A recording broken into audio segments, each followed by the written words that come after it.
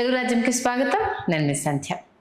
ప్రస్తుతం తెలుగు ఇండస్ట్రీలో ఒక సినిమా గురించి పెద్ద ఎత్తున చర్చ జరుగుతోంది. ఐకాన్ స్టార్గా అల్లు అర్జున్ కుటుంబ నేపథ్యము సినిమా ఇండస్ట్రీదే అయినా తన అంటే ఒక మనిషి ఎదగడం కోసము కుటుంబం అనేది ఒక మెట్టు మాత్రమే, అంటే ఇండస్ట్రీకి పరిచయం అవ్వడానికి. కానీ తనను తాను మలుచుకొని తనలో ఏం లోపాలు ఉన్నాయి, ఏదైతే జనాలకు ఇష్టం అవుతుంది అంటూ ఎప్పటికప్పుడు తనలో ఉన్న టాలెంట్ని తనే క్వశ్చన్ చేసుకుంటూ తెర మీద తీసుకొచ్చుకుంటూ చాలామంది అభిమానులను, అంటే మెగా ఫ్యామిలీతో సంబంధం లేకుండా అభిమానులను సంపాదించుకున్నాడన్న అతిశయోక్తి కాదు. ఇప్పుడు ఆయన నటిస్తున్న పుష్ప 2 గురించి రకరకాల వార్తలు, అంటే మొన్న నంద్యాలలో నంద్యాలలో ఎన్నిక ప్రచారం చేయడంతో కాస్త నిర్మాతలు అలిగారనేసి అని, సుకుమార్కి అల్లు అర్జున్కి మధ్య కొంత ఫైట్ అయిందని, నిర్మాణ వ్యయం అంటే సినిమా బడ్జెట్ అనుకున్న దానికన్నా ఇంకా ఎక్కువ అవుతుందనేసి రకరకాల కారణాలతో పుష్ప లేట్ అవుతుందన్న వార్తలు వస్తున్నాయి. దీంట్లో నిజం ఎంత ఉంది? దీనికి సంబంధించి మనకు పూర్తి సమాచారం అందించడానికి చరిత్రకారుడు శ్రీకాంత్ గారు ఉన్నారు. ఆయన అడిగి వివరాలు తెలుసుకుందాం. శ్రీకాంత్ గారు నమస్తే. నమస్తే సంజయ్ గారు. నిజంగా అంటే చాలా సందర్భాల్లో ఏంటంటే వీళ్ళంతా ఫ్యామిలీ సపోర్ట్తో వచ్చారు, అది లేకపోతే వీళ్ళకి ఎక్కడంటే ఈవెన్ పొలిటికల్గా కూడా ఇలాంటివి చాలా ఫేస్ చేసిన వాళ్ళు ఉన్నారు. వాళ్ళందరూ ఒకటే చెప్పారు, చరిత్ర ఒక స్టెప్ వేయడానికి ఫ్యామిలీ సపోర్ట్ సరిపోతుందేమో, తర్వాత స్టెప్పులు వేయాలని అంటే మనలో టాలెంట్ ఉంటేనే వాళ్ళు యాక్సెప్ట్ చేస్తారు అనేది నిజంగా మెగా ఫ్యామిలీలో చాలామంది నిరూపించుకున్నారు. బట్ ఈ మధ్య కాలంలో చూసుకుంటే అంటే కూటమి గెలుపు తర్వాత కొంత ఏంటంటే ఇంజెక్ట్ అయిన వ్యక్తులు ఎవరైనా ఉన్నారు అని అంటే అది అల్లు అర్జున్ అని చెప్పక తప్పదు. ఆ ఎఫెక్ట్ తోటి ఇప్పుడు కొంచెం పుష్ప మీద అది పడుతుంది అన్న ఒక వాదన తెర మీద తీసుకొస్తున్నారు. దీని గురించి ఏమంటారు? వాస్తవానికి ఏంటంటే టాప్ 1 to 10 ర్యాంక్స్ తీసుకుంటే ఏంటంటే ఆ టాప్ 1లో వరుసగా సలార్ కావచ్చు, తర్వాత కల్కి కావచ్చు, ఈ వరుస విజయాలు బాహుబలి తర్వాత మధ్యలో పాన్ ఇండియాకి సంబంధించి మధ్యలో 2-3 సినిమాలు ప్రభాస్ గారివి అంత సంతృప్తికరంగా లేకపోయినా ఆ తర్వాత ఈ 2 సినిమాల వల్ల ఏంటంటే ఆయన నంబర్ 1 హోదాని దక్కించుకోవడం లాంటిది, లేకపోతే ఆ స్టార్డమ్ని కంటిన్యూ చేసేటటువంటి దిశగా ఆయన ప్రయాణం చేయటం లాంటిది జరుగుతున్న క్రమంలో మీకు ఆ నంబర్ 1 రేస్లో కావచ్చు, లేకపోతే నంబర్ 1 రేస్ టాపిక్ ఉన్నా లేకపోయినా కూడా దానికి ఆ సరిహద్దుల్లో మీకు కనిపించేటటువంటి మరొక పాన్ ఇండియా స్టార్ ఎవరు అంటే అల్లు అర్జున్. No doubt. ఇక్కడ మీకు మనం నంద్యాల ఎన్నికలు ఆయన వెళ్ళి ఆయన మద్దతు పలికి శిల్పా రవిచంద్ర కిషోర్ రెడ్డికి వచ్చినటువంటి విధానం ఏంటంటే అంత క్రితం 2019 ఎన్నికల్లో వస్తానని చెప్పాడు, రాలేకపోయాడు, ట్వీట్ చేశాడు అప్పుడు. ఆ తర్వాత ఇంకోసారి నెక్స్ట్ ఎలక్షన్కి వస్తానన్నాడు, టైం దొరికింది, కుదిరింది, వెళ్ళాడు, రావడం జరిగింది. మీకు ఎక్కడ ఆయన పవన్ కళ్యాణ్ గారిని విమర్శించడమో లేకపోతే పవన్ కళ్యాణ్ గారికి సంబంధించినటువంటి అంశం అక్కడ తీసుకురావడమో జరగలేదు. తన భార్యకి రవిచంద్ర కిషోర్ రెడ్డి భార్య స్నేహితురాలు, వారు ఇరువురు స్నేహితురాళ్ళు కావడంతో ఆ అనుబంధం దృష్ట్యా వెళ్ళి రావటం జరిగింది. అయితే మరుసటి రోజు శిల్పా రవిచంద్ర కిషోర్ రెడ్డి గారు పవన్ కళ్యాణ్ గారిని విమర్శిస్తూ ఆయన చేసినటువంటి వ్యాఖ్యానాలు ఏవైతే ఉన్నాయో అవి చాలా ఆక్షేపణీయం. అవి ఖచ్చితంగా వాటిని ఎవరు హర్షించరు. సీరియస్లీ అంటే పుణ్యానికి పోతే పాపం ఎదురైనట్టు అట్లనే. ఈయన సంబంధం లేదు, ఈయన మాట్లాడాల, మరుసటి రోజు ఇతను మాట్లాడాడు. అక్కడ ఖచ్చితంగా మనోభావాలు దెబ్బతిన్న తర్వాత ఏమైందంటే దాని ఇంపాక్ట్ యాజ్ యూజువల్గా అల్లు అర్జున్ గారి మీద పడింది. అయితే సోషల్ మీడియాలో వరుసగా ఈ వారం 10 రోజులుగా చూస్తూ వస్తున్నటువంటి అంశాలు ఏంటంటే పనిగట్టుకొని కావాలని కొంతమంది హీరోల అభిమానులు అల్లు అర్జున్ గారిని వాళ్ళు ట్రోల్ చేస్తున్నారు. వాళ్ళు అల్లు అర్జున్ గారిని కేంద్రంగా చేసుకుని విమర్శనాస్త్రాలు గుప్పిస్తున్నారు. అవన్నీ ఓర్వలేనటువంటి విమర్శలు. ఓర్వలేక తట్టుకోలేక అల్లు అర్జున్ యొక్క ఉన్నతిని, అల్లు అర్జున్ యొక్క అభివృద్ధిని, మరీ ముఖ్యంగా జాతీయ ఉత్తమ నటుడిగా మొట్టమొదటి తెలుగువాడిగా ఏదైతే ఉందో ఆ ఘనత ఎప్పుడైతే ఆయన సాధించాడో దాంతో కొంతమంది హీరోల అభిమానులకి సహజంగానే వాళ్ళకి చాలా బాధ కలిగింది. దాని దృష్టి ఏంటంటే కొంతమంది హీరోల అభిమానులు ఈ విషయాన్ని పదే పదే పవన్ కళ్యాణ్ గారి విషయాన్ని చర్చకు తీసుకొస్తున్నారు. మొన్న మీకు రాజధానికి వెళ్ళి అమరావతి ఏదైతే ఉందో అక్కడికి వెళ్ళి తెలుగు సినిమా పరిశ్రమ నుంచి వెళ్ళినటువంటి నిర్మాతలలో అల్లు అరవింద్ గారే అగ్రభాగాన ఆయనే ఉండి ఆయనే ఆ కార్యక్రమాన్ని అంతా చక్కబెట్టి వచ్చినటువంటి విషయం మనకు తెలిసి పవన్ కళ్యాణ్ గారిని కలిసి పరిశ్రమకు సంబంధించినటువంటి చాలా విషయాలు సాధక బాధకాలు చర్చించి వచ్చారు. ఇక్కడ అదే పనిగా ఏంటంటే అయిపోయినటువంటి ఒక విషయాన్ని, జరిగిపోయినటువంటి ఒక సంగతిని ఇక్కడ ఏంటంటే రవిచంద్ర కిషోర్ రెడ్డి పోనీ గెలిచాడంటే గెలవలేదు, ఈ ప్రవాహంలో కొట్టుకుపోయాడు. ఆయన కొట్టుకుపోయి అక్కడ ఎన్ఎండి ఫరూక్ గారు గెలిచారు. అయిపోయింది. పవన్ కళ్యాణ్ గారు ఉప ముఖ్యమంత్రి అయిపోయారు. అయిపోయిన తర్వాత ఇప్పుడు మళ్ళీ అదే పనిగా ఆ రోజు నువ్వు వెళ్ళావు, ఆ రోజు నువ్వు వెళ్ళావు, ఆ రోజు నువ్వు వెళ్ళావు అని అనటం వల్ల ఎవరికి ఏ విధమైనటువంటి ఉపయోగం లేదు. అది పెద్ద విషయము కాదు. ఇప్పుడు ఇక్కడ ఆలస్యం ఎందుకు అవుతుంది అంటే working days 45 days working days మిగిలిపోవటం. మధ్యలో మీకేంటంటే నాట్ కాంప్రమైజ్డ్ ధోరణిలో సుకుమార్ గారు ఏంటంటే he is not compromised director, is uncompromised personality and also very intellectual, very serious reader. ఇట్లాంటి కొన్ని అత్యద్భుతమైనటువంటి లక్షణాలు ఉన్నటువంటి ఒక దర్శకుడు అనమాట. బేసిక్గా మ్యాథ్స్ టీచర్ కదా, లెక్చరర్. మీకేంటంటే step by step formula wise వస్తారు ఆయన. అదే అందుకోసం మీకు గుర్తు చేసి ఇక్కడ చెప్పకూడదు నేను, కానీ చెప్పాల్సి వస్తుంది. మీకేంటంటే రావు రమేష్ గారి సీన్స్ బ్యాలెన్స్ ఉన్నాయి. రావు రమేష్ గారు చాలా ముఖ్యమైన పాత్ర ఇందులో. మనకు ఫస్ట్లో కూడా మనం చూసాం, ఎంపీ క్యారెక్టర్ చేశారు. ఇందులో ఎంపీగా కాదు, ఈసారి ఎమ్మెల్యేగా కంటెస్ట్ చేసి మంత్రి అవుదాం అనుకుంటున్నాను అనేటటువంటి ఒక పాత్ర పోషిస్తున్నారు. జగపతి బాబు గారు ముఖ్యమంత్రిగా ఒక పాత్ర పోషిస్తున్నారు. వెళ్ళి 96 సంబంధించినటువంటి, మరీ ముఖ్యంగా ఐఎమ్ ఫ్రమ్ దట్ ప్లేస్. నేను చిత్తూరు జిల్లా వాడిగా అక్కడ ఆ ప్రాంతం నుంచి వచ్చిన వాడిగా అప్పుడు అక్కడ జరిగినటువంటి అనేక రాజకీయ సంఘటనలకు తెలుసు కాబట్టి, కొద్దో గొప్ప ఆ సంఘటనలు తెలుసు కాబట్టి దాన్ని ఏంటంటే చాలా అంచనాలు పెరిగిపోయినటువంటి నేపథ్యంలో, 2 మీద విపరీతంగా అంచనాలు పెరిగిపోయినటువంటి నేపథ్యంలో ఏంటంటే చాలా జాగ్రత్తలు తీసుకొని చేస్తున్నారు. తాతయ్యగుంట గంగమ్మ తల్లి దేవస్థానం తిరుపతి, దానికి సంబంధించినటువంటిదే ఆ అమ్మవారి వస్త్రధారణలో మనకు రిలీజ్ చేసినటువంటి తిరుపతిలో చాలా మీకు ప్రాశస్త్యం కలిగినటువంటి అమ్మవారి గుడి. అక్కడ మీకు ఏంటంటే అమ్మవారి గుడి వెళ్ళడానికి రావడానికి చాలా ఇరుకిరుకు రోడ్లు అయిపోయి, ఇరుకిరుకు సందులు అయిపోయింది. ఆ వీధిలో వెళ్ళి అమ్మవారిని దర్శించుకొని రావాలని చెప్పి మీకు స్వచ్ఛందంగా చుట్టూ ఉన్నటువంటి ఇళ్ళు ఎన్నిళ్ళు ఉంటాయో, చుట్టూ ఉన్నటువంటి షాపులు ఎన్ని ఉంటాయో అందరూ స్వచ్ఛందంగా సగానికి సగం కొట్టేసుకున్నారు ఇల్లు. అంటే నమ్ముతారా మీరు?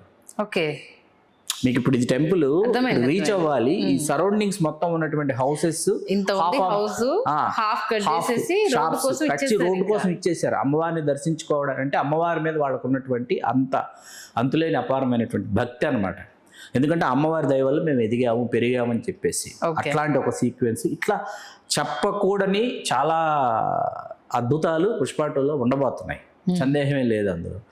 వాటి కోసం ఎక్కువ సమయం తీసుకోవడం జరిగింది. అంటే సుకుమార్ గారు ఏంటంటే ఆ పర్ఫెక్షన్ ఎట్లా ఉంటుందంటే, ఆ పర్ఫెక్షన్ గురించి హరీష్ శంకర్ గారు మనకు గద్దలకొండ గణేష్లో ఒక సీన్ సుకుమార్ గారి మీదే పిక్చరైజ్ చేసేస్తారు. ఆయన మీకు గుర్తుంటే క్లైమాక్స్లో ఒక సీన్ సుకుమార్ గారు యాక్ట్ చేశారు, ఆయన డైరెక్టర్ గారిని యాక్ట్ చేశారు. ఆ సుకుమార్ గారి పర్ఫెక్షన్ ఎట్లుంటుందో సుకుమార్ గారి చేత యాక్ట్ చేయించారు హరీష్ శంకర్ గారు. అంత పర్ఫెక్షనిస్ట్ అనమాట. అల్లు అర్జున్ గారు, సుకుమార్ గారు 2 శరీరాలు ఒకటే ఆత్మ. మళ్ళీ మీకు చెప్తున్నాను, ఆయన మీద ఈయన పొరపచ్చాలు వచ్చాయి, ఈయన మీద ఆయన అలిగారు, ఆయన మీద ఈయన కోపగించుకున్నారు. అస్సలు అలాంటివి ఏమి ఉండవు. ఇద్దరూ చాలా బబ్లీగా లవ్లీగా ఆ ప్రాజెక్ట్ అద్భుతంగా ఫినిష్ చేస్తున్నారు. మీకు మనకు ఫస్ట్ పార్ట్లో అంచనాలు ఎంత పెరిగాయో దానిని అందుకోవడానికి వాళ్ళు చాలా టీం చాలా కష్టపడుతున్నారు, డే అండ్ నైట్. మనకు యాక్చువల్గా తెలుగు రాజ్యంకి చంద్రబోస్ గారు ఇంటర్వ్యూ ఇస్తున్నారు. ఇంటర్వ్యూ ఇవ్వడానికి సమయం తీసుకుంటున్నారు. ఎందుకంటే పుష్ప 2 లిరిక్స్లో అంతగా తలమునకలు అయిపోయి ఉన్నారు ఆయన. ఓకే, ఈ లైను కాదు, ఈ లైను, ఈ పదం కాదు, ఈ పదం, అంత పర్ఫెక్షన్ చేస్తున్నారు.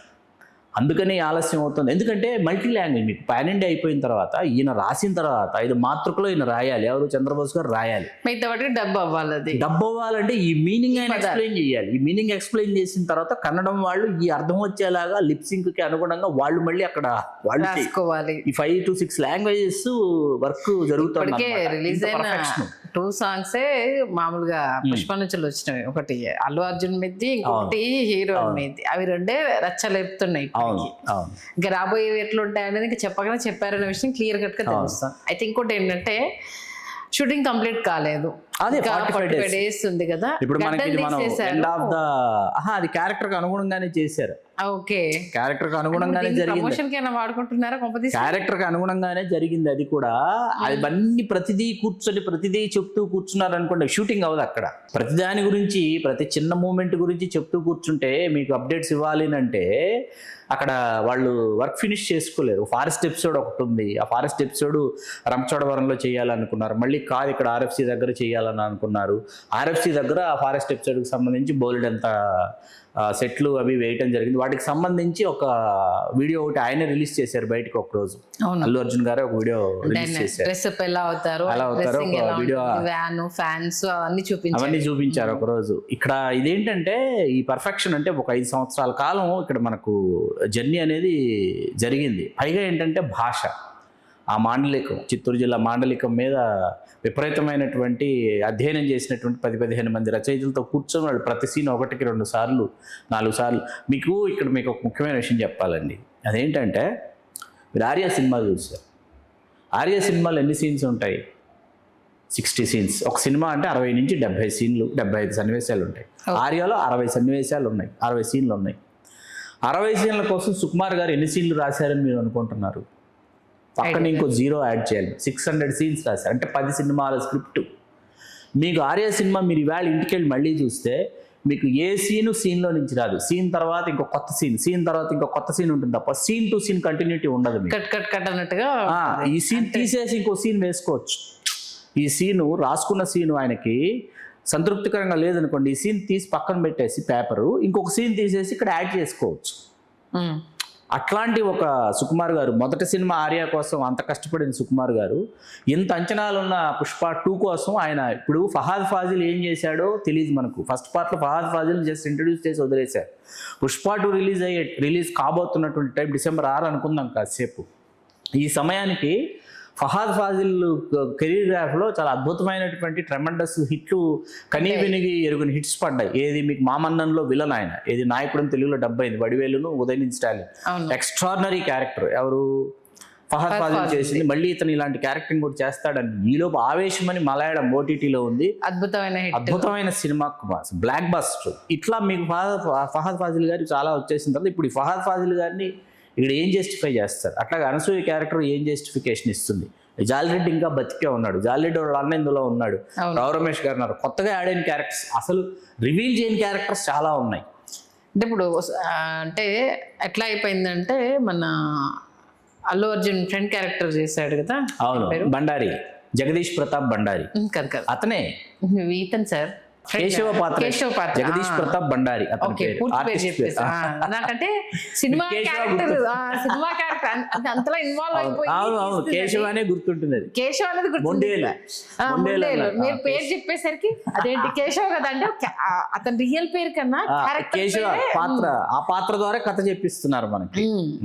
అతని వల్ల కాస్త లేట్ అయింది అనేది లేదు, ఆయన వల్ల, అతని వల్ల ఏం లేట్ అవ్వదు. జపాన్ ఎపిసోడ్ క్యారెక్టర్ ని రీప్లేస్ చేద్దాం అనేసి చాలా ట్రయల్స్ నడిచాయి. ఎందుకంటే అతని మీద కోర్ట్ కేసు అయింది కాబట్టి కేశవన్ మళ్ళీ అతను తీసేస్తే జనాలు యాక్సెప్ట్ చేయరన్న వాదన ఇంకొకటి, కొంత అది డిలే అయింది అనేది ఒకటి. ఇప్పుడు గడ్డం తీసేయడంతో ఏదో జరిగింది, అందుకే గడ్డం తీసేశారు. దాని మీద పెద్ద డిబేట్ సుకుమార్ కి, ప్రొడ్యూసర్ కి, అల్లు అర్జున్ కి చెడింది. అందుకే సినిమా లేట్ అయిపోతుంది, అలిగి వెళ్ళిపోయాడు. లేదు, ఎందుకంటే 28 నుంచి మళ్ళీ ప్రారంభమవుతుంది. 30 నుంచి అల్లు అర్జున్ గారు సెట్స్ మీదకి వస్తున్నారు ఖచ్చితంగా అనుకున్న సమయానికి. ఎందుకంటే మనకు జూలై అయిపోయింది అనుకుంటే ఆగస్టు నుంచి సెప్టెంబర్ 15th లోపు టోటల్ వాళ్ళు అనుకున్న విధంగా పూర్తి చేస్తే పోస్ట్ ప్రొడక్షన్ కూడా 2 months టైం కావాలనుకున్న 1.5 months, అంటే ఫస్ట్ హాఫ్ లాక్ చేసి ఇచ్చేస్తారు. రికార్డింగ్కి ఫస్ట్ హాఫ్ అయిపోయింది అనుకోండి, ఫస్ట్ హాఫ్ ఆర్డర్ చెక్ చేసుకుంటారు, రికార్డింగ్కి దేవిశ్రీ ప్రసాద్ గారికి పంపించేస్తారు. సెకండ్ హాఫ్ ఆర్డర్లో మిస్ అయిన సీన్స్ ఏంటి, ఏ సీన్స్ చేస్తున్నాం, ఇది అవగానే ఈ ఆర్డర్ ఫినిష్ చేసి రికార్డింగ్ పంపిస్తారు. అంటే బ్యాక్ టు బ్యాక్ హెక్టిక్. ఇప్పుడు సుకుమార్ గారి మీద ఒత్తిడి డిలే అవడం వల్ల ఏమన్నా ఇంపాక్ట్ నెగటివ్ గా పడే అవకాశం ఉంటుందా? మరి అదే మంచి ప్రశ్న మీరు వేసింది, చాలా మంచి ప్రశ్న కాదు, గొప్ప ప్రశ్న వేశారు మీరు. మీకు యాక్చువల్గా ఏంటంటే సుకుమార్ గారు 1కి 10 సార్లు చెక్ చేసుకుని స్క్రిప్ట్ని ఫస్ట్ లాక్ చేస్తారు. స్క్రిప్ట్ లాక్ చేసుకున్న తర్వాత మళ్ళీ నేను ఆర్య దగ్గరికి వెళ్తున్నాను అనుకోకండి, ఆర్య క్లైమాక్స్ షూట్ జరుగుతుంది RTC కళ్యాణ్. అప్పటికి కొన్ని నెలలు నేను లేను, మా రెండో చెల్లి పెళ్లి పనుల కోసం నేను మా స్వస్థలానికి వెళ్ళి తర్వాత వచ్చాను. ప్రారంభమయ్యేటప్పుడు ఉన్నాను, కథ విని ఓకే చేసినప్పటికి ఉన్నాను, వచ్చేటప్పుడు క్లైమాక్స్ జరుగుతుంది. ఓకే, సరే చాలా రోజులు అయిపోయింది, కలవడానికి వెళ్ళాను. RTC కళ్యాణ మండపంలో క్లైమాక్స్ జరుగుతుంది. క్లైమాక్స్ సీన్కి సంబంధించి షార్ట్స్ చేసి వస్తున్నారు, కూర్చుంటున్నారు, మాట్లాడుకుంటున్నావు, మళ్ళీ వెళ్ళి షార్ట్ చేసి వస్తున్నారు, చూస్తున్నాను నేను. ఎవరి దగ్గర సీన్ పేపర్ లేదు. అదేంటి? For your kind information. బన్నీకి వచ్చి సుకుమార్ గారు ఎక్స్ప్లెయిన్ చేస్తున్నారు, ఇప్పుడు నువ్వు వచ్చి చెప్పాను కదా ఈ సీన్లో ఆ షాట్ పెడుతున్నాను, ఆ షాట్లో ఇది డైలాగు అని సుకుమార్ గారు చెప్తున్నారు. బన్నీ ఓన్ చేసుకుంటున్నాడు, వెళ్ళిపోయి చేసేస్తున్నాడు, వచ్చేస్తున్నాడు. అంటే వాళ్ళకు స్క్రిప్టు నోటికి వచ్చేసింది వాళ్ళకి, అంత రిహార్సల్ అయిపోయింది అన్నట్టు. ప్రీవియస్గా దానికి సంబంధించినటువంటి all rehearsals are closed, completed అనమాట. ఓకే. అట్లాగా నేను ఎందుకు చెప్పాను అంటే సుకుమార్ గారి యొక్క నిబద్ధత, సుకుమార్ గారి యొక్క అంకితభావం ఎట్లా ఉంటాయంటే, ఈ సీను తీస్తున్నాము, తీసిన తర్వాత ఎడిట్ అయ్యి సినిమా రిలీజ్ అయ్యే టైంకి ఎంత టైం పడుతుంది, ఫలానా టైం అంటే ఇప్పుడు డిసెంబర్, ఆగస్ట్ అనుకున్నారు, ఆగస్ట్ అనుకున్నది డిసెంబర్ అవుతుంది. ఒక 2 నెలలు ఆలస్యమైనా కూడా ఈ సీన్ని ప్రేక్షకులు యాక్సెప్ట్ చేస్తారా లేదా అన్న పాయింట్ ఆఫ్ వ్యూలో సీన్ని రీరైట్ చేసుకో. ముందే సీన్ ఉంటుంది, ఈ సీను ఎప్పుడు తీస్తాము, తీస్తే ఈ సీన్లో ఏ కంటెంట్ ఉండాలి, ఏ డైలాగ్ ఉండాలి, ఏ పదం ఉండాలి, ఏ పాత్ర ఎట్లా ప్రవర్తించాలి. ఈ మధ్య మీకు శ్రీతేజ్ గారు, ఆర్టిస్ట్ శ్రీతేజ్ గారు 8 సినిమాలు వదులుకున్నానని చెప్పాడు ఆయన. ఏది? పుష్ప 2 కోసం. ఎప్పుడు పిలుస్తారో తెలియదు. అజయ్ శ్రీతేజ్ అన్నదమ్ములు, వీళ్ళ ఫాదరు మొదటి భార్య కొడుకులు అనమాట, వాళ్ళిద్దరు వేసిన వేషాలు. పుష్పరాజు వాళ్ళ నాన్న మొదటి భార్య కొడుకులు వేషాలు వేశారు కదా, అన్నలు. శ్రీతేజు ఎప్పుడు పిలుస్తారో పుష్ప 2 షూట్కి తెలియదని 8 సినిమాలు వదులుకున్నాను అంటే, ఆ పాత్ర సెకండ్ హాఫ్లో ఈ అన్నల తాలూకు పగా ప్రతీకారాలు ఉన్నాయి, తర్వాత జాలిరెడ్డి ఉన్నాడు, తర్వాత వచ్చేసి మంగళం సీనును వీళ్ళు ఇంకా బ్రతికే ఉన్నారు. మనం అన్ని ఇప్పుడే రివీల్ చేసేస్తే ఫస్ట్ హాఫ్ లో ఉండదానికన్నా ఇప్పుడు సెకండ్ హాఫ్ లో సెకండ్ పార్ట్ మీద ఆయన ఎదుగుదల ఒకటి, రివెంజ్ ఒకటి, దాన్ని ఎంత అంటే 3 గంటల్లో చెప్పాలి. ఇప్పుడు ఈ 3 గంటల్లో మళ్ళీ జపాన్ ఎపిసోడ్ ఉంది. ఇప్పుడు ఈ మొత్తం జపాన్ కి ఎక్స్పోర్ట్ అవుతుంది కాబట్టి ఎక్కడికి వెళ్తుంది ఎర్రచందనం, అక్కడికి వెళ్తుంది. సినిమా ఓపెన్ చేయడమే టైటిల్స్ లో ఫస్ట్ పార్ట్ లో మనకి ఎక్కడికి వెళ్తుంది ఏంటి, వాళ్ళు ఎంత ఇంపార్టెంట్, అక్కడికి వెళ్ళాలి. మీకు డిసెంబర్ 6 విడుదల అని వేసినటువంటి పోస్టర్ ఏదైతే ఉందో ఆ పోస్టర్లో మీకు కథ చెప్పేశాడు సుకుమార్. ఆ పోస్టర్లో కథ చెప్పేశాడు. ఓకే. మీకు పోస్టర్ గుర్తుందా? అంతగా డిసెంబర్ 6 విడుదలని ఒక పోస్టర్. అవును. ఇవన్నీ కత్తి పట్టుకొని భుజం మీద పెట్టుకొని కూలోడు వేషంలో ఉన్నాడు. మీకు ఈ గోల్డ్ అంతా లేదు, మీకు అర్థమవుతుంది కదా. తర్వాత బ్యాక్ డ్రాప్ లో మీకు జపాన్ సూర్యోదయం అవుతుంది, జపాన్ ఫ్లాగ్ ఒకటి ఇచ్చాడు. ప్రపంచంలో మొట్టమొదటి సూర్యోదయం జరిగే దేశం ఏది? జపాన్ ఎపిసోడ్ ఉంది. జపాన్ వీళ్ళు ఎప్పుడు వెళ్ళారు, జపాన్లోనే షూట్ చేశారా, లేకపోతే మనల్ని భ్రమింపజేస్తారా గ్రాఫిక్స్తో, జపాన్లో చేసావని. ఇట్లాంటివి చాలా అద్భుతాలు ఉన్నాయి. ఈ అద్భుతాలన్నింటిని వీక్షించడానికి వాటి కోసం వాళ్ళు ఎంత సమయం తీసుకున్నా అది డిసెంబర్ 6 ఖచ్చితంగా విడుదల కావాలని మనస్ఫూర్తిగా కోరుకుంటున్నటువంటి పుష్ప 2 అభిమానుల్లో నేను ఒకడిని. ఖచ్చితంగా సార్, ఈగర్గా ప్రతి ఒక్కరు వెయిట్ చేస్తున్నది. ఎంత దాన్ని నెగిటివ్ పబ్లిసిటీ చేద్దామని చూస్తున్నా అది అవునా కన్నా నిత్యం ఏదో ఒక వార్తతో జనాల్లో ఉంటుంది.